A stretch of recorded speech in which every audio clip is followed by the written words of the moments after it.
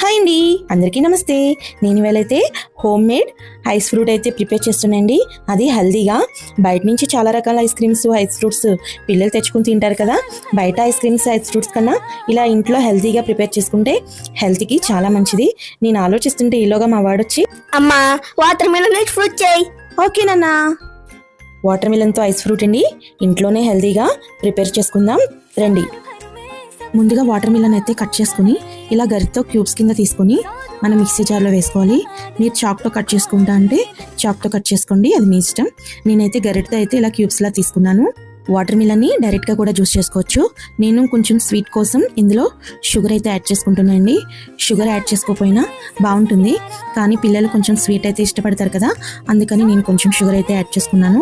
ఇలాంటి ice cream moulds డిమార్ట్లోను, మీషోలోను available ఉన్నాయండి. నేనైతే డిమార్ట్లో తీసుకున్నా. మన ఐస్ క్రీమ్ కావాల్సిన జ్యూస్ అయితే రెడీ అయిపోయింది. గరిటతో ఇలా తిప్పుకుని స్టెయినర్లో మన జ్యూస్ అయితే ప్రిపేర్ చేసేసుకున్నాము. ఇప్పుడైతే ఐస్ క్రీమ్ మోల్డ్లో వేసుకుని, నాకైతే ఐస్ ఫ్రూట్ ప్రిపేర్ అవ్వడానికి 1 to 2 hours పట్టింది. చూడండి, ఐస్ ఫ్రూట్స్ రెడీ అయిపోయినాయి. ఏ సీజన్ అయినా సరే బయట కొనుక్కునే కన్నా ఇలా ఇంట్లోనే ఫ్రూట్స్తో హెల్తీగా ప్రిపేర్ చేసుకుంటే హెల్త్కి చాలా మంచిది. వాటర్ మిలన్ ఒకటే కాదండి, అన్ని ఫ్రూట్స్తో మనం ఐస్ ఫ్రూట్ ప్రిపేర్ చేసుకోవచ్చు. మీకు కనుక ఐస్ ఫ్రూట్ ప్రిపరేషన్ నచ్చినట్టయితే సబ్స్క్రైబ్ చేయండి, ఫాలో అవ్వండి, లైక్ చేయండి. Thank you for the watching. Bye.